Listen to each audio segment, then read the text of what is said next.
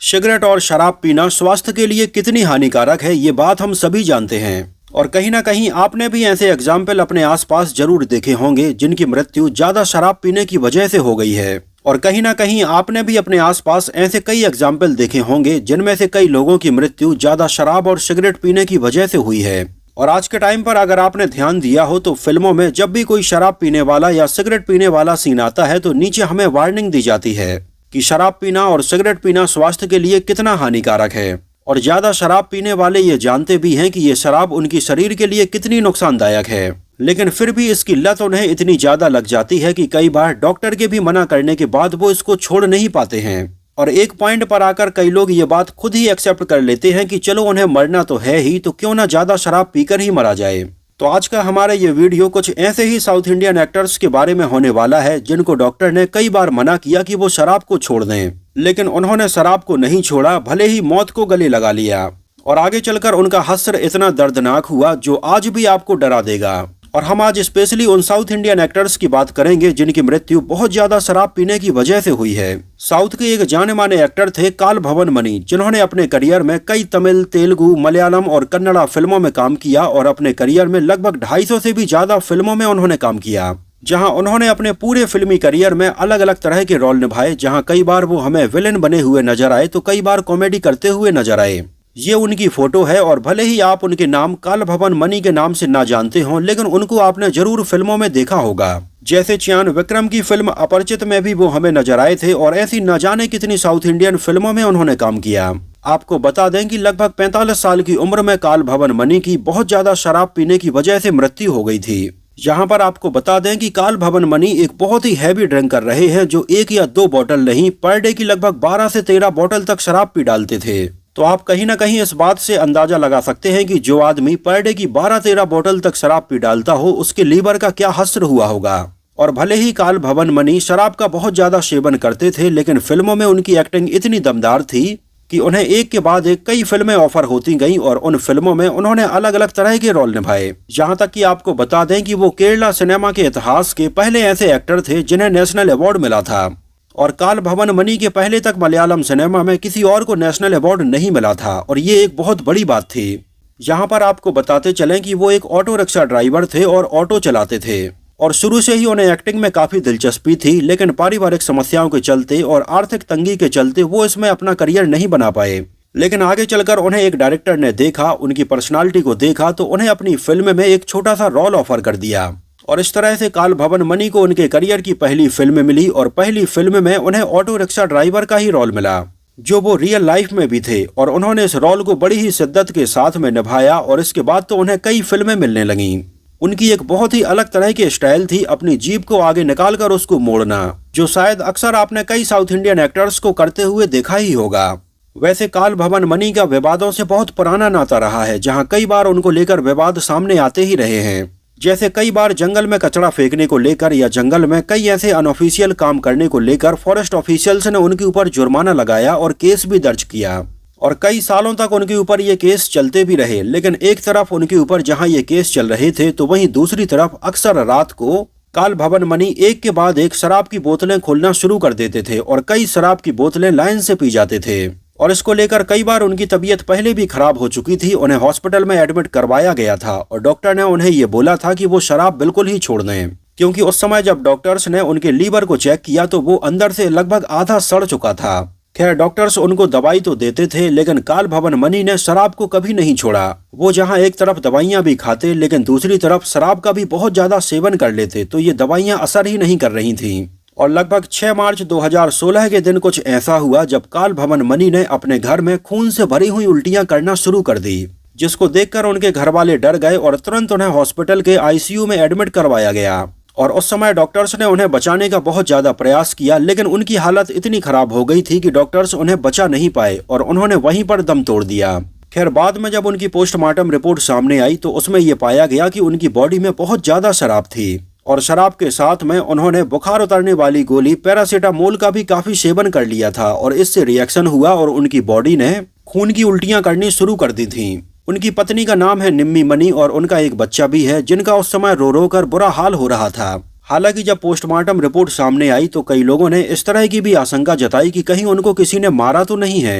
लेकिन जो डॉक्टर्स काल भवन मणि का काफी पहले से इलाज कर रहे थे, उन्होंने इस बारे में बोला कि उन्होंने कई बार उनको बहुत ज्यादा शराब सेवन न करने के लिए टोका भी है, लेकिन उन्होंने कभी उनकी बात नहीं मानी और वो बहुत ज्यादा शराब पीते रहे। उस समय कहा जाता है कि काल भवन मणि बहुत ज्यादा डिप्रेशन में भी थे, इस वजह से वो ऐसा करते थे। उनके ऊपर कुछ लोन भी हो गया था और उनकी मृत्यु के एक दिन पहले भी वो अपने घर के बाहर अपने दोस्तों के साथ में शराब का सेवन कर रहे थे।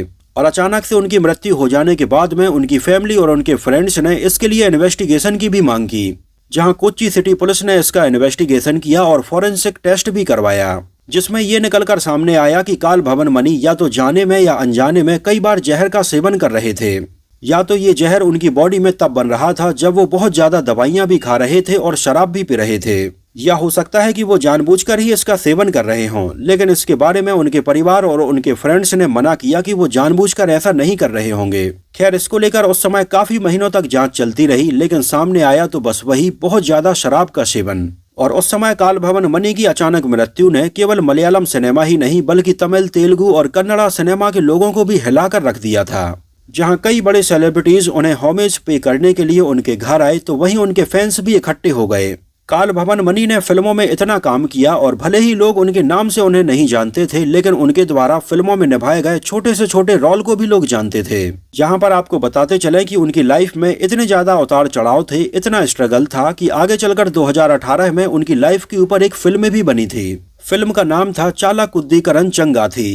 खैर, उस समय काल भवन मणि की अचानक से हुई ऐसी मृत्यु ने वाकई में लोगों को अंदर तक डरा दिया था और इसको देखते हुए कुछ लोगों ने तो शराब पीना तक छोड़ दिया था, लेकिन उनकी संख्या बहुत ही कम थी, क्योंकि जिन्हें शराब की बहुत ज्यादा लत लग चुकी है वो शराब को नहीं छोड़ पाते हैं, भले ही उन्हें उनका अंजाम पता होता है कि उनके साथ में क्या हो सकता है। काल भवन मणि के अलावा साउथ के एक और ऐसे ही एक्टर रहे जिनका नाम है मनोबला, जो देखने में बहुत ही दुबले पतले थे और आपने इनको कई फिल्मों में देखा होगा।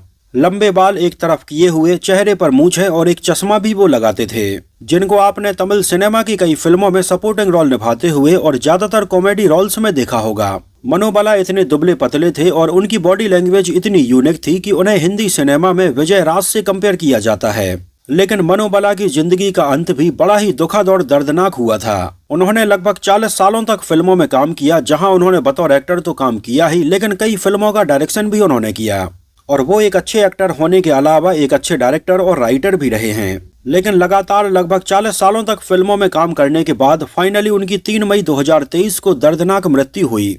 लगभग 69 साल के हो चुके मनोबला को लीवर फेलियर की वजह से हॉस्पिटल में एडमिट करवाया गया और वहां पर उनकी मृत्यु हो गई और उनकी खबर से पूरी इंडस्ट्री में बिल्कुल शोक की लहर दौड़ गई थी। आपको बता दें कि डॉक्टरों ने जब उनका पोस्टमार्टम किया तो पता चला कि उनकी मृत्यु बहुत ज्यादा स्मोकिंग करने की वजह से हुई है।